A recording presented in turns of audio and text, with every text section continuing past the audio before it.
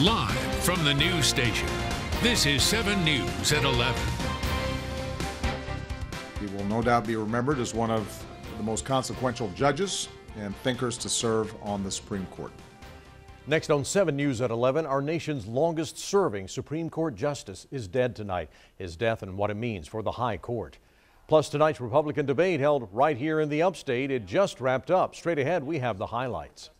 More on those stories coming up in just a few moments. Thank you for joining us. Very cold weather on tap for tonight, and all of us have the threat of more wintry weather to start the week. Let's get over to 24/7 meteorologist Dan Bickford. Dan. Yeah, we're quiet and clear tonight, but look at these temperatures already well below freezing in many locations. Quite a few 20s, some teens in the mountains. Factor in the wind. We're talking wind chills in the lower teens and looking for a few single-digit wind chills in the mountains overnight. A few upper-level clouds will drift in from the northwest tonight. That'll be about it. What we're watching, you can't really see out here. That's why the red circle's there. It's going to be in this area. An area of low pressure is going to develop, push our way, and send some moisture into the very cold air that's in place across our area. This is going to mean the potential for some wintry weather. A winter storm watch is in effect from Sunday night through 7 o'clock Monday evening for much of the area north and west of I-85. Snow and ice could cause some travel issues. It's probably going to be a little bit more ice, freezing rain, as opposed to snow in the northern upstate. And it's going to be a mix of both in the mountains before all of us see this change over to rain going into Monday night. We'll break down the timing of this and tell you how much we can expect in terms of snow and ice coming up in just a few minutes.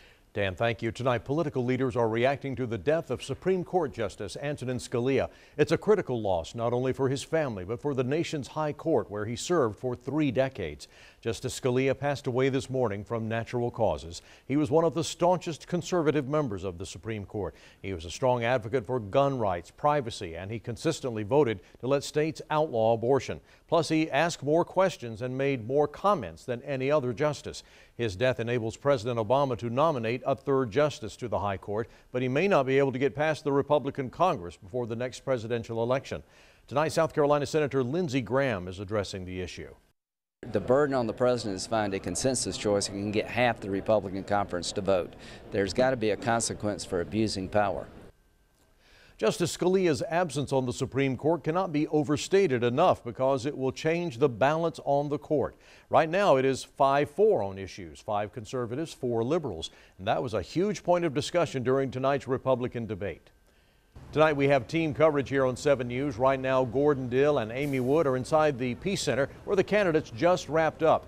Diane Lee is at Clemson University with analysis and social media reaction. Addie Hampton covered protests in downtown Greenville. First, though, let's get over to Laura Thomas. She has the highlights from tonight's debate. Laura. Tom, the debate began with questions for the candidates about Justice Scalia and selecting his replacement. Then it moved on to very pointed questions and all the fireworks you'd expect of candidates fighting for your vote. The Peace Center in Greenville, South Carolina. On the first debate topic, national security, Donald Trump and Jeb Bush went head-to-head. While Donald Trump was building a reality TV show, my brother was building a security apparatus to keep us safe, and I'm proud of what he did. And he's had the gall to go after my mother. The World Trade Center came down during your brother's reign. Remember that. Hold on. Let me finish this. Had the gall to go after my mother. That's not keeping us I won safe. The lottery. Ben Carson fought for more time to talk. Thank you for including me in the debate. 2 questions already. This is great. Now, as far... After talking money and the economy, the debate moved to immigration and the border, where Marco Rubio and Ted Cruz traded jabs. Marco went on Univision in Spanish and said he would not rescind President Obama's illegal executive amnesty on his first day in office. I have promised to rescind every single illegal executive action, including that one. First of all, I don't know how he knows what I said on Univision because he doesn't speak Spanish. John Kasich addressed the heated debate. And what I've been watching here, this back and forth, and these attacks, some of them are personal. I think we're fixing to lose the election to Hillary Clinton if we don't stop this. And keep in mind, this was the last debate before the GOP primary in South Carolina 1 week from tonight. The candidates want to sway all the undecided voters out there and leave a lasting impression with how they answered those questions tonight. Tom? Been an important night. Thank you, Laura. With the debate over, candidates are now making their rounds speaking to the media. Gordon Dill and Amy Wood are at the Peace Center inside what's called the Spin Room. Gordon. Yeah, we're waiting for this to begin, the spinning. We have Kasich in the room already. Ben Carson is starting to make his way down this way. It was really interesting to see the difference in this debate because there were only 6 candidates that seemed to make a big difference. Yeah, and another thing is these candidates did stick to what we expected from them. John Kasich did try to stay above the fray. There was mixing it up with Jeb Bush and Donald Trump. There was a lot of back and forth between Marco Rubio and Ted Cruz tonight. In fact, both of them speaking Spanish at one another at one point. Yes. But as these candidates make their way into the room, it'll be very interesting. And we're getting a couple of them coming to us now to press them on some of the issues they tried to raise in the debate tonight, and we're looking forward to doing that. Yeah, we've got Congressman Duncan just walking in. We'll be getting to him shortly, but we'll pass it back to you and get back to you soon. All right, Amy and Gordon, thank you for that. Now, next we're going to go over to Diane Lee. Tonight she is at Clemson University. She has been watching the debate with a couple of political analysts. Diane Lee next with our coverage tonight. Diane. That's right, Tom. I'm here at the Social Media Listening Center at Clemson and was following some real-time quotes real quick. One of them said, "Most Jerry Springer shows were more orderly and dignified than this debate. This is awesome." End quote. So as we bring in our political analysts, Bruce Ransom, Dr. Bruce Ransom, and Dr. Dave Woodard, do you think that was a fair take on how this debate went? I only have one qualm with the quote. This is awesome? This is not awesome. This was not awesome. I figured. I think clearly this was a food fight, as I said a minute or so ago off camera. And I also believe that it's very clear to me from tonight that Donald Trump is a bully, and the performance that he put on was not presidential. And I know that, Bruce, you lean Democrat, you, Dave, lean Republican. Do you agree, though, with that analysis? Yeah, we're of one mind on this tonight. Our ranking of how people did was just about the same. Right. And so Donald Trump also, you think, didn't fare well in the way that he behaved? It's not just what you say, it's the way you say it. And the way he interrupted and did that was rude and unrespectful to the whole process. And I think that's what people are going to hold him accountable for. Who do you guys think was the winner tonight? Well, I'll just say, I think in terms of helping themselves, I think when it all is said and done, the back and forth, I think Rubio was able to punch through, and I think he helped himself. I think Cruz, though he got into some dust-ups a few times, probably didn't harm himself too badly. And I think Jeb Bush, even though Trump at the beginning went straight after him, I think over the evening he pretty much improved himself, but not as much as Rubio did. Would you agree with that ordering as well, then? Yeah, we pretty much agree. I thought that Bush was not quite as articulate on the questions, but at the end he looked more composed. And when someone is sort of saying nasty things to you and you respond sort of in a quiet voice, you look good. And I thought he began to look better at the end of the debate. But he was really aggressive tonight, and I don't really think that's the best way to be on this. All right, Dave Woodard and Bruce Ransom, thank you guys so much for that analysis tonight. Back to you in the studio, Tom. All right, Diane, thank you for that. We're going to take you back live now to the Peace Center, the spin room there. We have area leaders making their rounds, giving reaction to tonight's debate. Gordon Dill is standing by with one of the local Republican leaders, 3rd District Congressman Jeff Duncan. Go ahead, Gordon. Yeah, and Congressman Duncan has endorsed Senator Cruz and already has declared Ted Cruz the winner of tonight's debate. I want to ask you, he was called twice on stage, once by Donald Trump and once by Marco Rubio. They called him a liar. Do you think that sticks to him? I don't think it does. I mean, the facts are out there. All the fact-checking websites and all have looked at everything they're talking about, and Ted Cruz has been proven right. So the other interesting issue I heard from Ted Cruz tonight was when asked what the #1 threat to the United States is. He didn't say ISIS. He said a nuclear-armed Iran. Is ISIS not the #1 threat to the United States?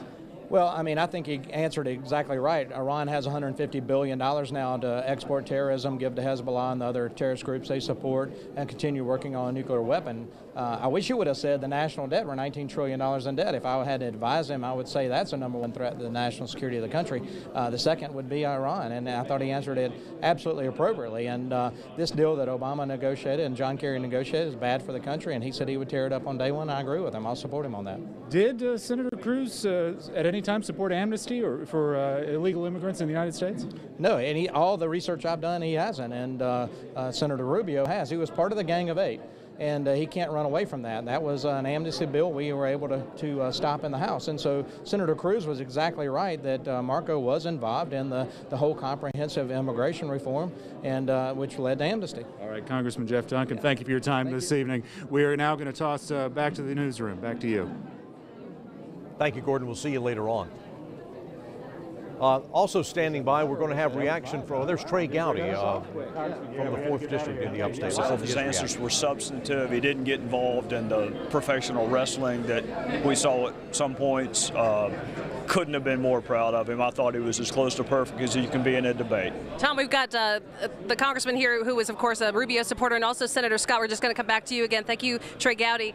What are you thinking about Rubio's performance again, live on It was fantastic. He was the most presidential person on the stage. Everyone else was in a tug wrestling match.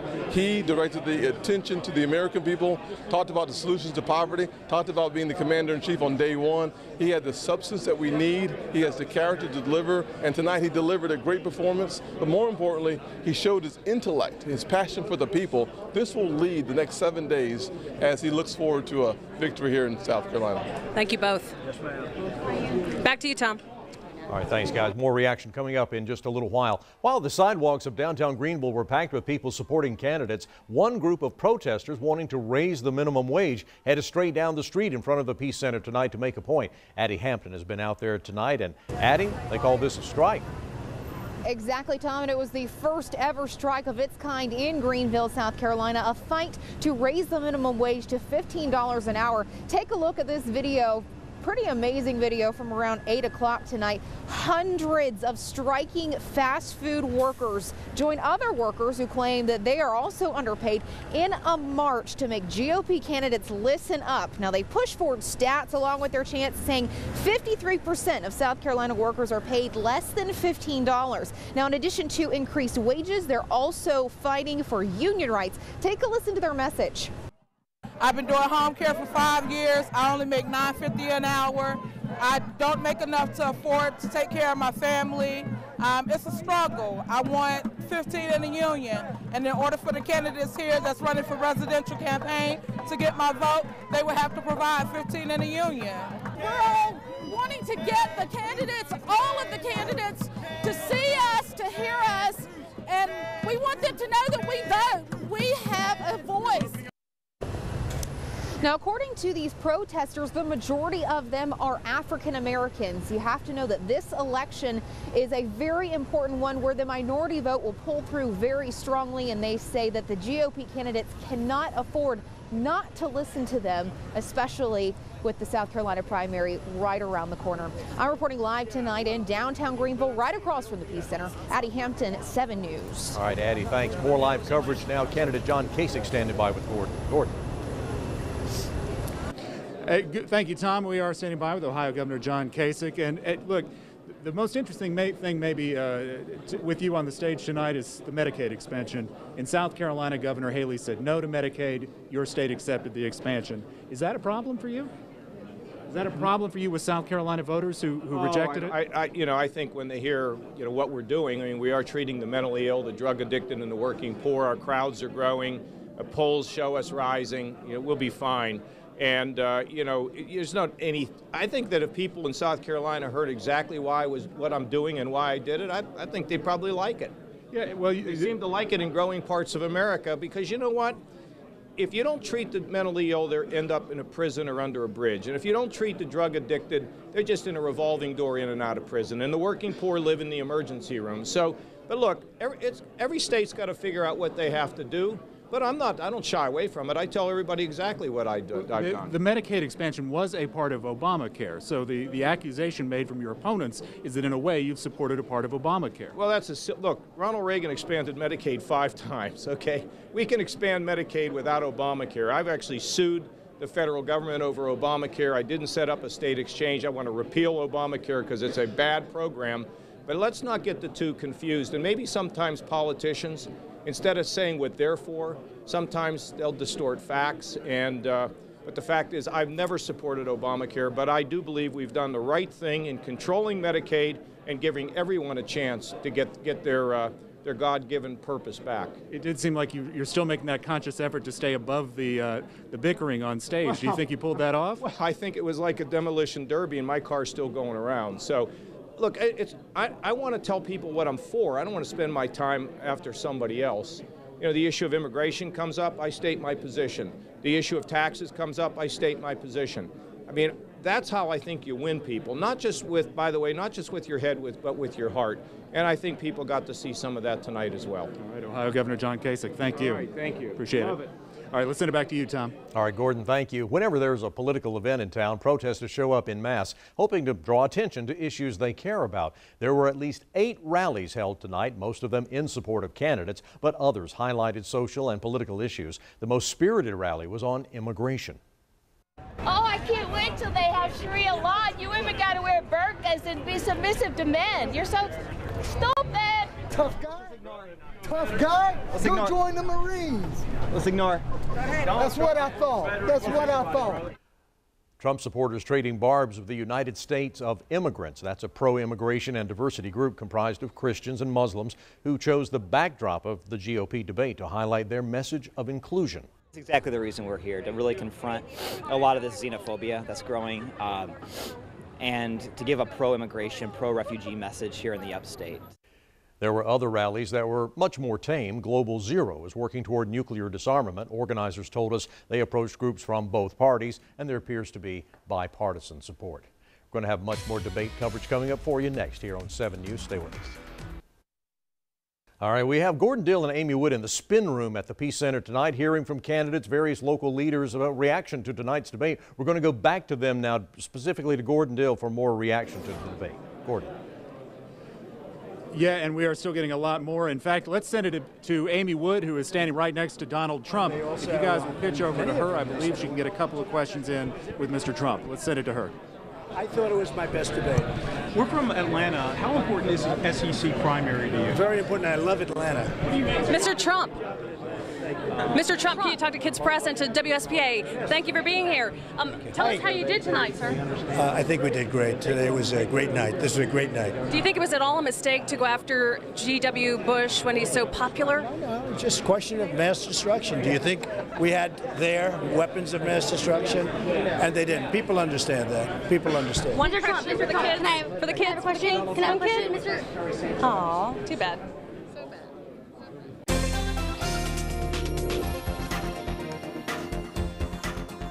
All right, Dan Bickford in the Weather Center now. Dan.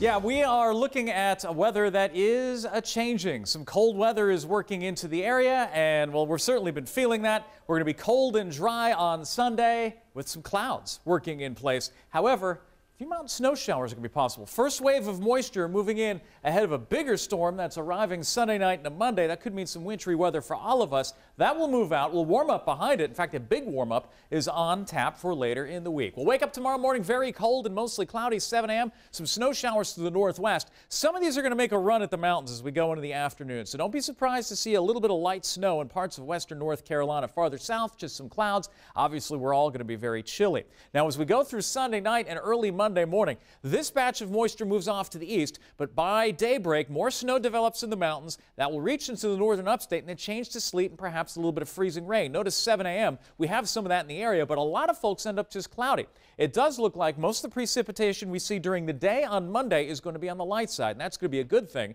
because it's going to start off as that potential for some freezing rain. And as we go deeper into the morning, it's still going to be freezing rain, but this warm front's going to move to the north, and we're gradually going to see that change from freezing rain to rain, from south to north. At the same time, a larger batch of moisture pushes in from the west. When this moves through, it looks like that's going to move through mainly as rain as we go into Monday night. But ahead of that, we'll have temperatures low enough to perhaps give us a little bit of a glaze of ice in some locations. The timeline for the upstate: early Monday morning, late Sunday night, a little bit of light snow. During the morning, that will change to a little bit of light sleet, light ice, light freezing rain. And then as we go into the afternoon, from south to north, that changes over to rain. Monday night, it's all rain, briefly heavy at times, and that becomes kind of the dominant precipitation type. However, still a little bit of wiggle room in this forecast, as if that rain doesn't get in soon enough, well, then that could change things a little bit. So the duration of ice and rain could change just a little bit. Now the mountains, we're going to hang out on that snow a little bit longer before we see the change, but I think we'll see a quick change to rain, although in the northern mountains and northern foothills, some pockets of freezing rain may mix in. We're looking for a dusting to an inch of sleet and snow from the I-85 corridor up to the state border. Could see a couple inches of snow and sleet in the southern mountains. It's really going to be the northern mountains that are going to have the best chance of maybe 4, higher elevations up to 6 inches. I think just about everybody through Monday night is going to be on tap for at least a trace to a few hundredths of an inch of ice, but we will be looking at better chances of ice accumulation, especially in the northern mountains, northern foothills, in the Piedmont of North Carolina, perhaps 1/10 to 1/4 of an inch. Temperatures right now, very chilly out there, 20s and 30s, some teens in the mountains, a little bit of a breeze, so we have a little bit of a wind chill, especially in the mountains. Wind chill of 10 right now in Asheville. There will be some single-digit wind chills in the mountains overnight. A lot of clouds tomorrow, 36 for the high, that's it. Watch for some light snow, 26 Sunday night. Monday, we're looking at 35 degrees. We'll have that wintry mix changing to rain Monday night. That lingers into early Tuesday. And then after that, we're looking great. In fact, we could be looking at highs towards 60 by next weekend. The mountains, 30 tomorrow, a lot of clouds. Watch for a few snow showers. 22 tomorrow night, more snow. That'll change that wintry mix and then some rain. And then we may see one more shot of some high mountain snow showers Tuesday night. But even in the mountains, we're going to be looking at a big warm-up down the road. So we're really going to have to watch roadways in that Monday morning time frame in particular. That's going to be our highest chance for some ice and snow across the area. All right, Dan, thank you for that. We're going to be back in just a moment with sports. And welcome back to the Spin Room here at the Peace Center. We are joined now by Dr. Ben Carson, who told us before the debate you weren't going to stand there silent. You were going to get into the action tonight. How did you think you did that tonight? Well, I didn't have to jump into the action because they actually included me in the debate. That was great. It's interesting, though. You in one case, felt like you weren't getting to explain your position on immigration. Do you think they're asking you the right questions? Well, they certainly, I would have enjoyed going through the rationale for my immigration program because it answered all the things that they were fighting back and forth about. Well, what's one thing that they didn't mention tonight that you wish you had? Well, very specifically, how you seal the border. There are 9 sectors, and in Yuma County, one of the sectors, they used a layered fence with asphalt road in between for quick access. And they put border guards on the border, a novel idea. And they shut down the illegal traffic by 97%. If you did that across all 9 sectors and included motion detection and drones for early warning, you could get pretty close to 100%. And then no one really talked about what would be the effect of trying to send 11.5 million people back in terms of the farming industry, in terms of the hospitality industry. That needs to be discussed. You can't just, those are very important factors. And we throw them out and we don't talk about them. Can I ask you one more question about your performance in every debate? You're even keel, and things get pretty heated up there on the stage. How does that contrast? How do you stay calm up there when things are going? Does that suit the thing that the voters are looking for in these debates? Let's hope that the voters eventually recognize that solutions, accomplishments are much more important than jumping up and down. And, as a pediatric neurosurgeon operating for many hours deep in the side of a brain, if something breaks loose and you get excited, the patient dies. So you have to be calm. You have to keep everybody else calm. Dr. Ben Carson, we appreciate your time. We're going to send it back to break. We'll be right back. Candidates and other local leaders making their way through the Spin Room at the Peace Center. Let's go to Gordon Dill now for more. Gordon. All right. Thank you again, Tom. And so far, the one candidate who we have not spoken to and have not spoken to as representatives is Jeb Bush. He normally doesn't come through these spin rooms, but we are still waiting for one of his representatives to come talk to us about his performance tonight. Particularly interesting because, as expected, there were a lot of jabs back and forth between he and Donald Trump, and a little bit of back and forth between he and Kasich, he and Ted Cruz. So it will be very interesting to talk to him a little bit about what else happened with him on the stage tonight. We are still waiting for his representatives. Amy Wood is just on the other side behind me here as the candidates work their way down what I guess I would call a rope line, talking to as many media as they can. Luckily here, we have unusually good access to those candidates. As you've seen, we've spoken to several of them in person tonight. So we are still waiting as we look behind us here as these candidates make their way down, give us a chance to talk to them about all of the issues on stage tonight. But again, much of this played out as we expected on stage tonight. Immigration, one of the hot issues here, and again, the back and forth between Rubio and Cruz on immigration, particularly interesting. So one more time, we are waiting to hear from Jeb Bush. It is not that we have excluded him from our coverage here tonight, but we're waiting for someone to make their way down here and address us about that. So for now, we are going to toss it back to the end of this particular portion of our newscast, but our coverage is not done. We will continue for another short time right after this. As we stand by to get reaction from more candidates at the Peace Center, we're going to go to Diane Lee. She's at the Clemson University Social Media Listening Center tonight. She's tracking your responses online to the debate. Here's Diane with more. Well, Tom, here at the center, we really get a pulse on not just how many mentions are on social media about the South Carolina GOP debate, but also what types of mentions they are, whether they're negative or positive. So let's bring in Meredith Head once more, who's been guiding us through this evening. And Meredith, let's go to some of these posts here. What have you been reading about and seeing as far as the negativity and positive comments? Well, what we've been reading so far is after the debate, there's been a lot more negative tweets about Trump's performance at the debate and a lot more positive tweets about Marco Rubio coming out and also Bush coming out and doing better in this debate than the previous one. So you can really tell a lot from what social media is saying. And let's look over here at this particular graphic. We've been following this all night as well. You can see the red indicators are that each candidate really has more negative than positive. That doesn't bode well for the candidates, I suppose. I guess not, no, yeah. The only candidate that ever went green tonight was Marco Rubio for like a little while. Okay, and that might be an indicator of how he did in the actual GOP debate. Yes. Donald Trump, we see, still is leading as far as the number of tweets about him. And let's tell what this indicates and what you saw throughout the night. So obviously you see that it peaked. At one point we had 192,000 tweets about Donald Trump. But obviously if you look over here, it's still 73% negative sentiment in the red. So even though there's a lot of tweets about Trump, there's also a lot of negative tweets about Trump tonight. Wow, over 190,000 at one point. So that really is a lot. Whether they're negative or positive, I'm sure a candidate doesn't mind having that much attention. Yes, exactly. All right, Meredith, thank you so much. And that's just a little of what we've been seeing here at the Social Media Listening Center at Clemson.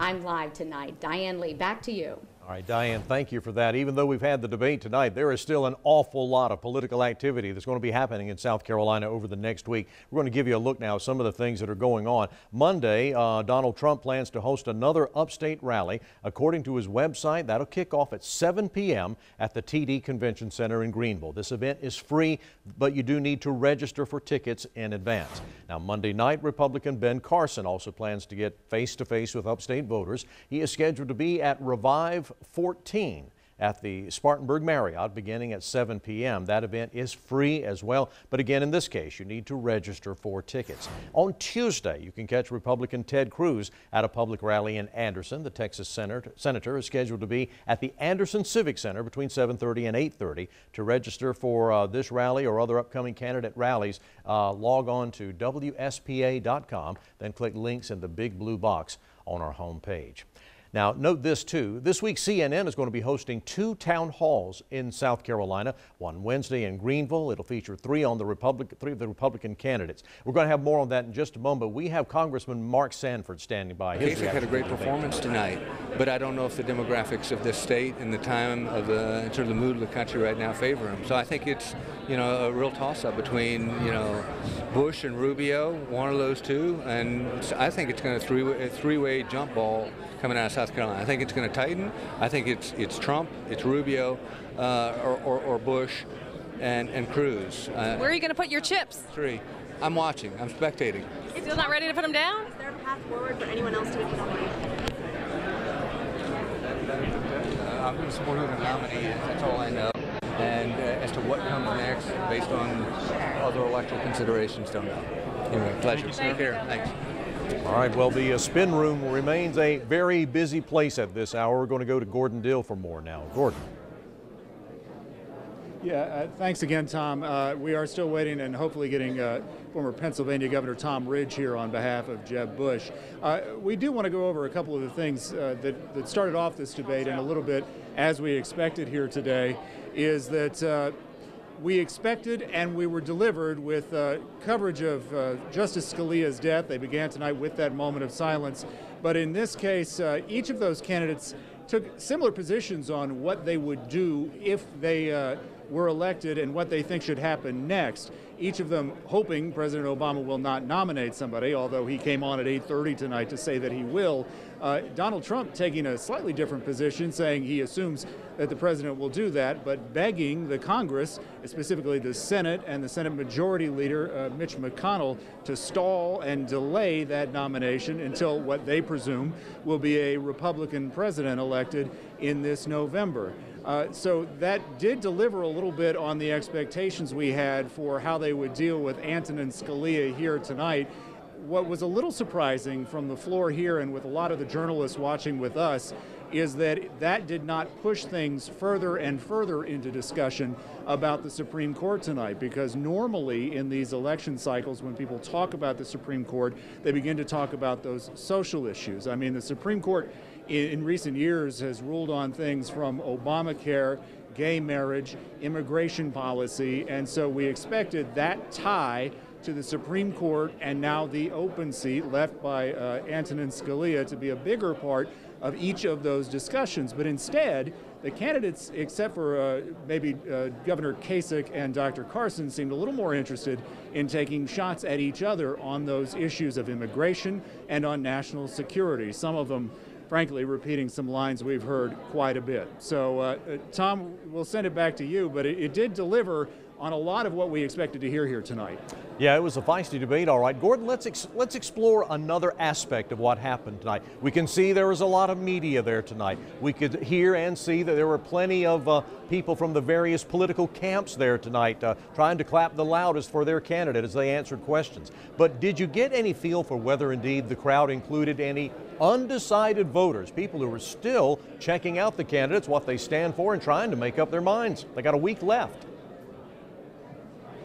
You know what, I will say this is particularly interesting related to that question, Tom, is that Google Analytics throughout this debate has been tracking things like most searched term and who do you think is winning this debate. And while in most of those cases and in most states, including South Carolina, a lot of people were searching for Trump, and frankly about 30%, a majority or a plurality in this case, thought that Donald Trump had won. Number two in every case was not sure. And that not sure number made up about a third of the people responding here. But in the crowd itself, to your specific question, Tom, you're seeing a lot of people who largely have made up their minds, who are willing to get in early and get the tickets to this through the South Carolina GOP. So I don't know how many undecided voters were in the audience, but certainly those watching at home, a pretty significant percentage. All right, Gordon Dill, thanks very much. We can see over your shoulder, Amy Wood is still in the spin room as well. We're going to go live to Amy now for more of her perspective on what's happened tonight. Amy. It's been really interesting, Tom, to see what's happened in the spin room. The candidates moved through very quickly. We only had a couple in the room, and we still have a couple of representatives for Bush and Rubio, but Mr. Trump has left, Ben Carson has left, and so we're kind of down to representatives of the campaign, so it's not quite as exciting as it was a little earlier. This was a very different debate, as we saw. It was a very feisty debate. The Trump people calling it that. They say that this was a good debate for Donald Trump, and many of the other candidates, of course, come in here and say the same exact thing. We will keep you posted. Gordon and I will do a little wrap-up on the Daybreak show in the morning, so we hope you'll be watching for that.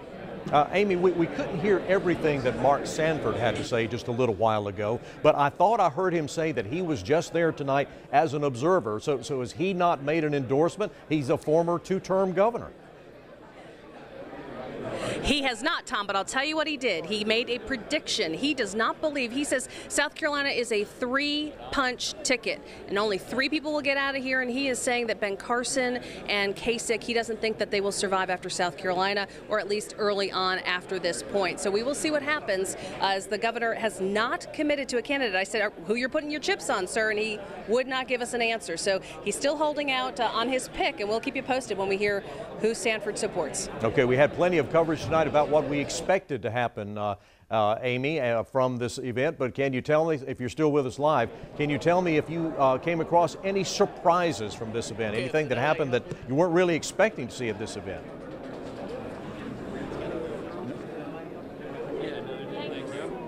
All right.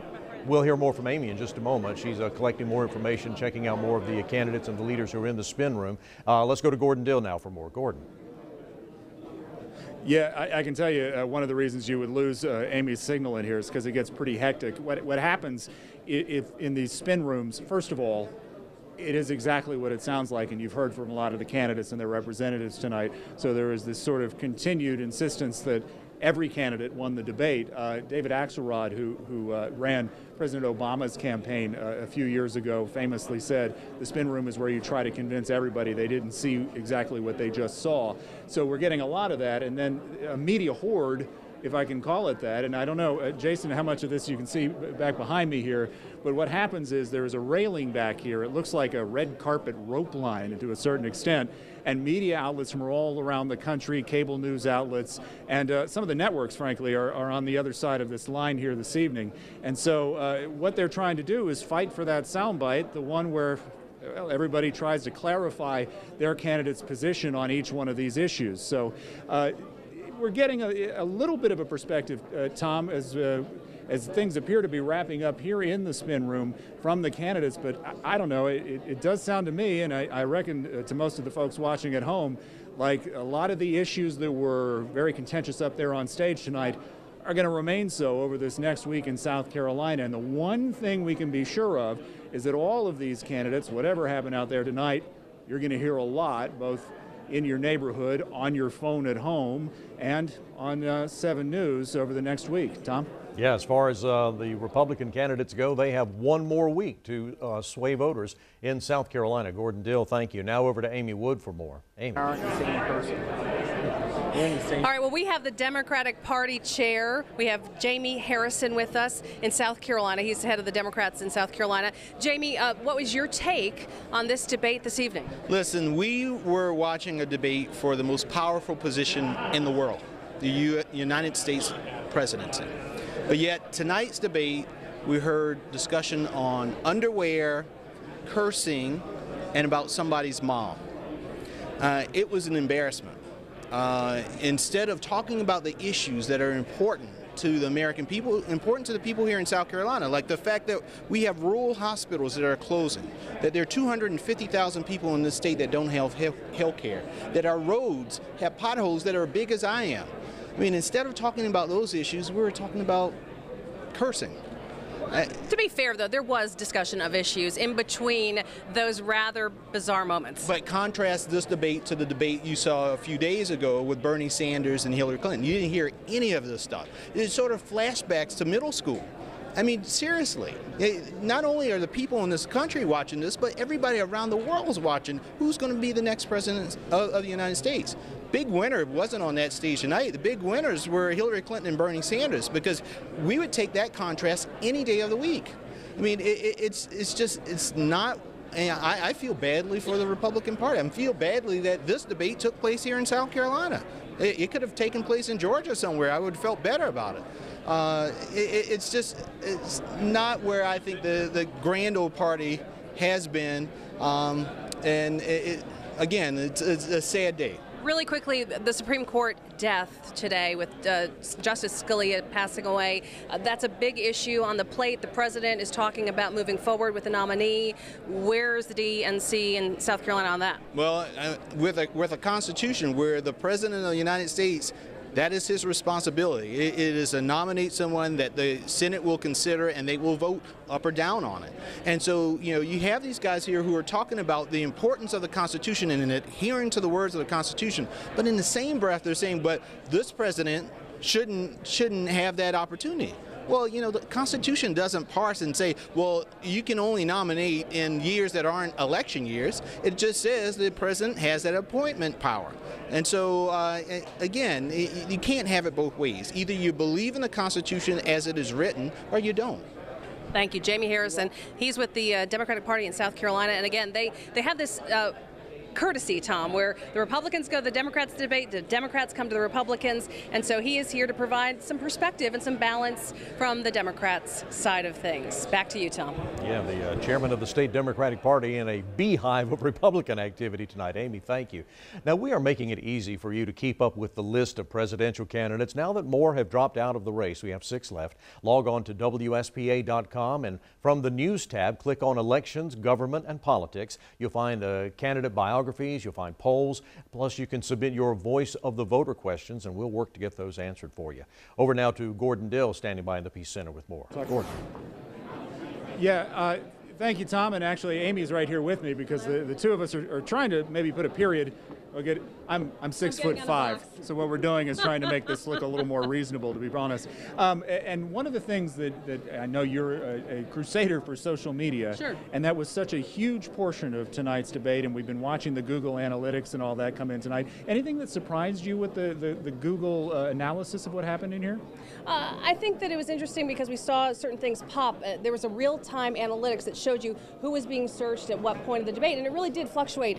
The tax plans got searched a lot, and that popped up to the top of the search this evening. And so it's kind of interesting to see that people do apparently want more detail. And a lot of those candidates were saying, go to my website, go to my website. Apparently people did. Yeah, those websites aren't that hard to find, honestly, but everybody wants to give their address, and maybe that's the easiest way for them a lot of times to raise money, too, is once they get you to their website, maybe they can write you a check. We also were watching throughout the night the most searched candidates and who people thought were winning. Earlier, a little bit ago, I said that the Google users were most searching Trump and thought he won the debate. Well, guess who's winning now?